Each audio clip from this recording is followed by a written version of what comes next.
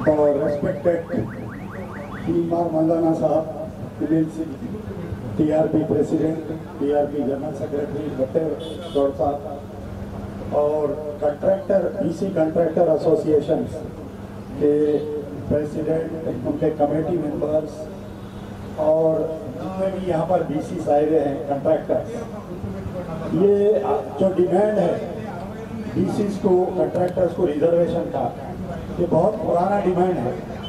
कई कंट्रैक्टर्स हम देख रहे हैं, ये डिमांड तकरीबन 90s में असेंबली में उठा था, जब मेरे वालिद लेट अमानुल्लाह खान एमएलए थे। हमारे यहाँ पर हनुमत सागर साहब हैं, हनुमत सागर हैं, चले गए। आपके फादर का नाम क्या था? बालराज सागर साहब इनके फादर थे पहले। तो कंट्रैक्टर, बीसी कंट्रैक्टर एसोसिएशन के कुछ प्रेसिडेंट थे, तो मेरे वालिद अमानुल्लाह खान साहब के आते थे। Majority of the work, majority of the old city में कोई भी कंट्रैक्टर्स आके काम नहीं करते, majority of the work BCs करते थे हमारे पास। और खास तौर पर बिल्डिंग मटेरियल वर्क, जो बिल्कुल नो लॉस नो गेन रहता बिल्डिंग मटेरियल का। आप रोड डाले तो फायदा होता, लेकिन कोई बिल्डिंग कंट्रैक्ट रहता उसमें कोई फायदा नहीं रहता। तो कोई भी काम नहीं लिए तो सागर फैमिली हमारे यहाँ काम लेती थी। हमारे वालिद बुला के उनके वालिद को बोलते थे, अरे मियाँ कोई काम नहीं ले रही, आप ये काम करो। तो ये बीसी कंट्रैक्टर्स को रिजर्वेशन, ये बहुत ओल्ड डिमांड है।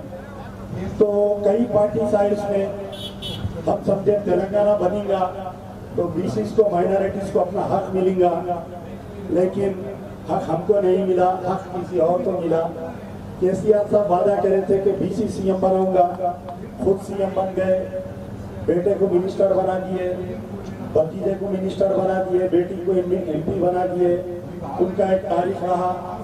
रेवंत रेड्डी साहब आए, कांग्रेस आए, प्रियंका गांधी आए, बड़े बड़े लीडर्स आए एआईसीसी से, बोले कि बीसी सीएम बनाएंगे। हम बोले बीसी सीएम नहीं बनाए।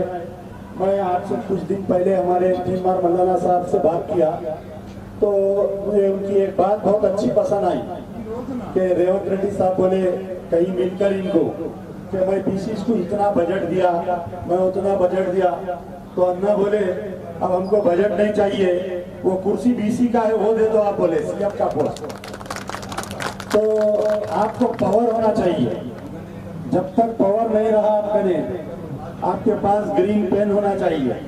अब red pen, black pen, blue pen से काम नहीं चलने वाला है। आप लोग पावर में आइए, एक अच्छी पार्टी, बीसी का एक अच्छा लीडर उभरा है आपके दरमियान में। पहले भी कई लीडर्स आए, वो अपने मफाद के लिए रूलिंग पार्टीज में गए। मुझे टीमार मौलाना में भरोसा है कि he will do something for BCs and minorities, बोल के मुझे भरोसा है।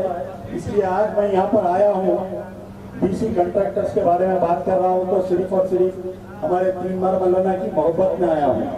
ऐसा फायर ब्रांड लीडर, ऐसा ओपन मुंह पे बात करने वाला, ओपन डरा के काम लेने वाला, शायद आपके बीसी में बहुत कम लीडर पैदा हुए हैं। मैं आप लोगों के साथ हूँ, आपकी हर लड़ाई में साथ हूँ। मजलिस बचाओ तहरीक पूरी पार्टी आपके साथ में है, बीसी के साथ में, कंट्रैक्टर्स के साथ में है। मैं और एक हमारे टीमार मौलाना साहब को एक मशवरा दिया कि आप यात्रा पे निकलिए। अभी असेंबली इलेक्शन को 3 साल है, आप घर में मत बैठिए। 10,000 बीसी के साथ में इंडिया में ऐसा कोई यात्रा नहीं हुआ, पद यात्रा, वैसा यात्रा होने वाला है।